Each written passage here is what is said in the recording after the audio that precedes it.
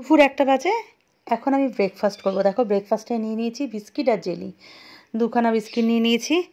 আর নিজের জন্য কিছু বানাতে ইচ্ছা করছে না, আর ব্রেকফাস্ট করতে আজকে যথেষ্ট লেট হয়ে গেল। দুপুরে লাঞ্চে কি খাবো সেটাও জানি না। ফ্রিজে কিছু সবজি ছিল, আপাতত কেটে নিয়েছি।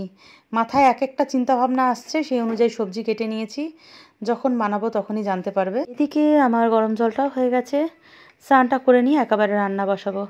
স্নানটা না করলে না কিছু যেন ভালো লাগছে না, শরীরের মধ্যে যেন একটা অস্থিরতা কাজ করছে। যেহেতু শরীরটা ভালো নেই সেহেতুই এরম হচ্ছে। শীতকালটা আমার বড় প্রিয়।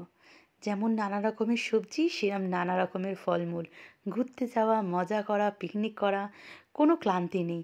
তার মধ্যে মজাদার মজাদার খাবার বানানো যায়। ফুলকপির পাকোড়া, বাঁধাকপির পকোড়া, পিঠে পুলি, তার সাথে মটরশুঁটির কচুরি, মানে সব মিলিয়ে দারুণ।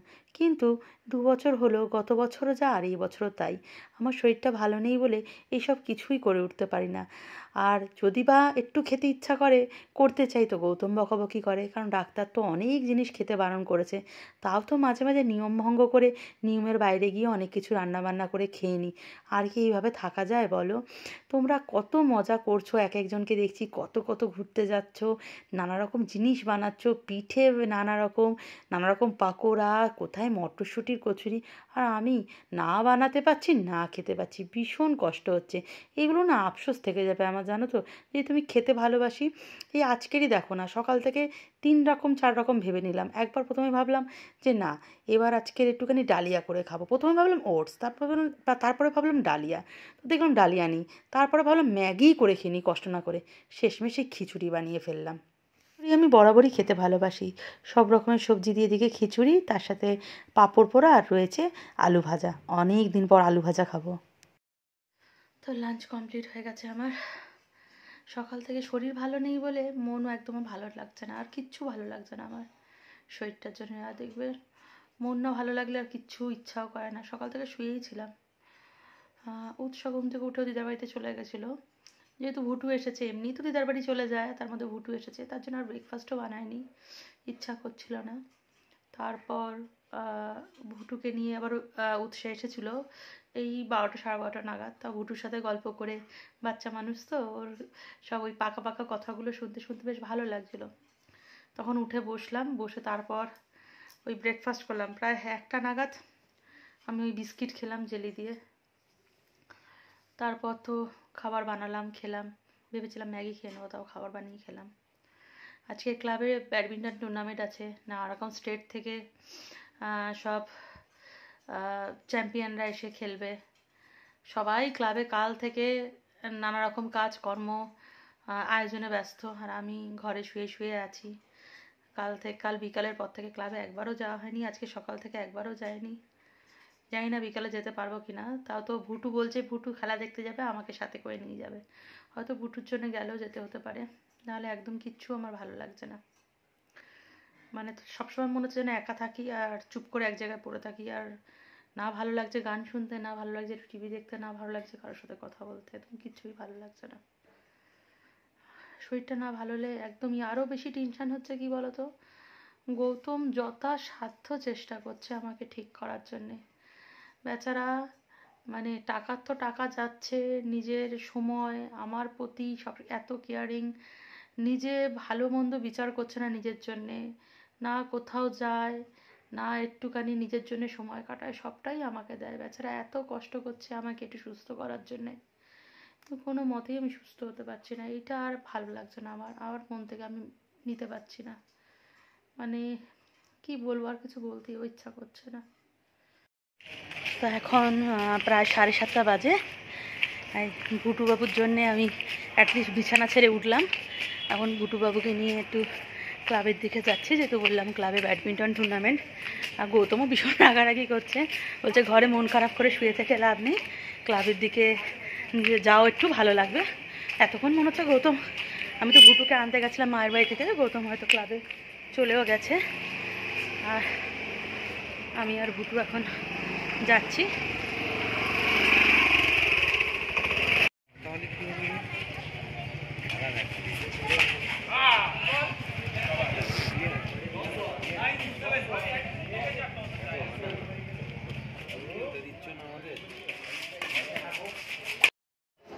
আমি আর গুটু আপাতত খেলা দেখতে বসে পড়েছি একদম সামনে।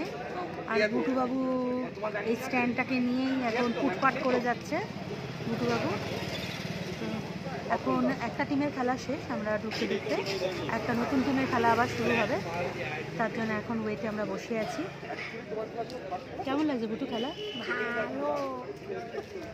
টোটাল 16টা টিম খেলবে, আজকের 8খানা টিম, আগামীকাল 8খানা টিম। আর প্রত্যেকটা খেলার পর প্রত্যেকটা টিমের একটা ম্যান অফ দ্য ম্যাচ দেওয়া হচ্ছে। তো ওই ফার্স্ট টিমের খেলা শেষ, এবার সেকেন্ড টিম খেলা শুরু করলো।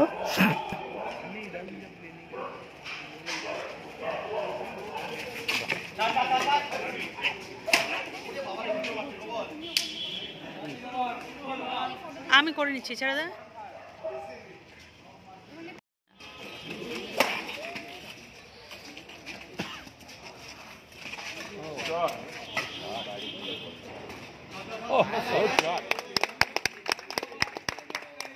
সেকেন্ড ম্যাচের man of the match winner হয়েছে রোহিত।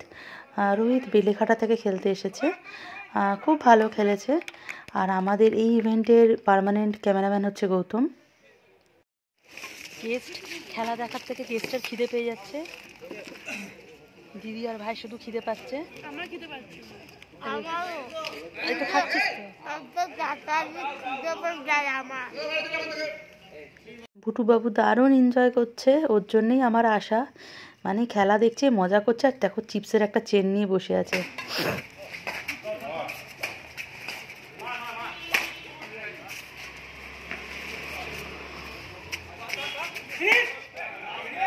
অন্য দিনের থেকে আজকে ঠান্ডাটা বেশ ভালোই আছে। আর রাত যত বাড়ছে দর্শকের সংখ্যাও কমে যাচ্ছে, সেটাই স্বাভাবিক, কারণ এত ঠান্ডার মধ্যে কে বাইরে বসে খেলা দেখবে বলো? তাও ইনডোর হলে হতো, আউটডোর তো কেউ এতক্ষণ বসে থাকছে না, বাইরে হাওয়াও চলছে। আর খেলা শেষ হতে হতে রাত 12টা তো বেজেই যাবে। শেষ, এবার কি খাবি? মোমো? তুই এখানে খেলা দেখতে এসেছিস না খেতে এসেছিস? দুটোই। দুটোই? জানি না। খেলা কেমন লাগছে বলে দে সবাইকে। Very good. Very good. Gautam যে কোনো স্পোর্টসই খুব ভালোবাসে, ভীষণ ভালো ক্রিকেট খেলতো গৌতম। মেয়ে হওয়ার পর থেকে প্রায় ক্রিকেট খেলাটা ছেড়েই দিয়েছে বলা চলে, তাও মাঝে মাঝে খেলে। আর উৎসাহ খেলা পছন্দ করে। এই ফার্স্ট টাইম ব্যাডমিন্টন টুর্নামেন্ট দেখে বলছে আমিও ব্যাডমিন্টন খেলা শিখবো। 10টা বাজে, গুটুবাবু মোমো খাওয়ার জন্য একদম পাগল। এবার কিরম করলে এবার দেখা। ইস কী করলে? হ্যাঁ, খেলা ঠেলা দেখে এখন ওদের দিদার বাড়িতে দিতে যাচ্ছি। উৎসব দিদার বাড়ি যাবে বললো, যেহেতু এই গৌতম ওদের দুজনের জন্য মোমো কিনে দিয়েছে, মোমো খাবে এই রাতে। এখন দিয়ে আসি। মায়ের বাড়ি থেকে উৎসাহকে নিয়ে বাড়ি যাবো বলে বেরিয়েছিলাম, উৎসাহ আবার সেই ক্লাবে নিয়ে আসলো, জোর করে খেলা দেখবে। অরেঞ্জ কালারের গেঞ্জি পরে আছে যে ছেলেটা, এই হচ্ছে র্যাঙ্কিং প্লেয়ার, সৌরভ নাম, 3 বছর আগে র্যাঙ্ক করেছিল। ওর সাথে কেউ খেলতেই ভয় পাচ্ছিল, কেউ খেলতে চাইছিল না। ও সেই কখন থেকে এসে বসেছিল, ও র্যাঙ্কিং প্লেয়ার বলে ওকে সবাই অ্যাভয়েড করছিল। শেষমেশ তো খেলা শুরু হলো। আর ওই বয়স্ক ভদ্রলোকটা, অত বয়স তাও কি এনার্জি, ওনাকে হ্যাটস অফ। আর উৎসাহ দেখো কি এনার্জি নিয়ে খেলা দেখছে, ও জানেই না আমি ক্যামেরা অন করেছি। সৌরভ র্যাঙ্কিং প্লেয়ার, দারুণ খেলে, কিন্তু আজকের ওর ভাগ্য সাথ দিল না। ওদের সাথে তো কেউ খেলতে ভয় পাচ্ছিল, কিন্তু এই শীতির মধ্যে থেকে এই টিমটা বেশ সাহস দেখিয়ে খেললো এবং জিতেও গেল। তো কপালের ব্যাপার থাকে কিছুটা। আর এটা হচ্ছে সেমিফাইনাল রাউন্ড চলছে, এখান থেকে সেমিফাইনাল থেকে যে উঠবে সেই টপ ফাইনালে খেলতে পারবে। আর আপাতত ওই স্মৃতির মোড়ের ওই টিমটা, মানে অমিত দাদের গ্রুপটাই পেয়ে গেল। গৌতম এখানে প্রাইজ দিচ্ছে। বাড়ি চলে এসেছি, আর রাতের ডিনারে গৌতম খাবার কিনে এনেছে, যেহেতু দুপুরবেলা আমি কিছু বানাইনি। গৌতম এটা বের করো তো, ওটাতে রুটি আর কি আছে? এটা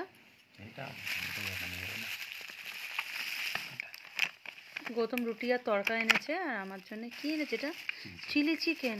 কেন চিলি চিকেন বেকার আনতে গেলে? আর রুটি এনেছে, দাঁড়া, আর রুমালি রুটি এনেছে। আমি 2খানা রুটি আর একটু চিলি চিকেন নিয়েছি, আর উৎসার জন্য রেখে দিয়েছি। উৎসাহ তো মোমো খাবার বললো কিছু খাবে না, তাও যদি খায়। তোমরা হয়তো ভাবছো যে ডিনার করে নিল আবার চাল নিয়ে কী করছে। গৌতম বললো নাকি সরু চাকলি খাওয়ার খুব ইচ্ছা হচ্ছে, তাই এই চাল ডাল আর একটুখানি কয়েক দানা মেথি আছে, ভাবছি ভালো করে ধুয়ে আজকে রাতেই ভিজিয়ে দেবো, তাহলে আগামীকাল সকালবেলা পিঠে বানিয়ে দিতে পারবো। চাল ধুতে গিয়ে দেখলাম জল, ট্যাঙ্কের জল খতম। আজকে সারাদিন আর মনেই ছিল না পাম্প চালাইনি। এবার রাত্রিবেলা যা অবস্থা হবে, আর বাথরুম টাথরুমে গেলে একদম জল নেই। কাল সকাল যতক্ষণ না হবে আর কিচ্ছু করা যাবে না। আমাদের তো ডিনার কমপ্লিট হয়ে গেল। আর উৎসা বলেছিল মোমো খেয়েছে বলে বললো খাবে না, কিন্তু একটা রুটি খেয়ে নিয়েছে। একটা রুটি 2 টুকরো চিলি চিকেন দিয়ে খেয়ে নিয়েছে। আমি তো জানি, গৌতম যখনই খাবার আনতে যাচ্ছিল আমি বললাম যে উৎসার মানে সোনুর জন্য কিছু এনো।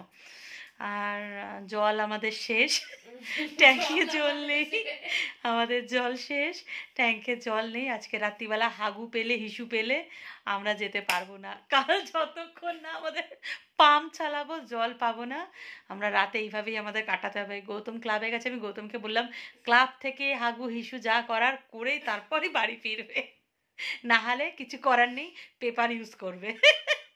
ও কি যাতা কথাবার্তা বলছি না। তাও বিকালবেলাটা ভুটুর সাথে ওই খেলা দেখতে গেলাম, গিয়ে কাটালাম, বেশ ভালো লাগছে। আর ভীষণ ফাটাফাটি খেলা হয়েছে, মানে উৎসব দিয়ে বসে দেখেছে। সেকেন্ড টাইম উৎসার সাথে আবার যেতে হলো, খুব ভালো লেগেছে খেলা। কালকের আরও 8টা টিম খেলবে, খেলার পর তারপর ফাইনাল হবে। আজকে ফাইনালে একটা টিম উঠে গেছে। আর নাকে নাকে কথা হয়েছে, কি তোতলা তোতলা কথা বলছি। আর ওই চাল আর ডাল ভিজিয়ে রাখলাম গতকালের জন্যে। তো ব্লগটা শেষ করছি, ঘুমাতে যাব। তোমরা সবাই ভালো থেকো, সুস্থ থেকো। আর আমি যদি সুস্থ থাকি খুব তাড়াতাড়ি আরেকটা ব্লগ নিয়ে ফিরে আসছি। তো চলো, বাই, গুড নাইট।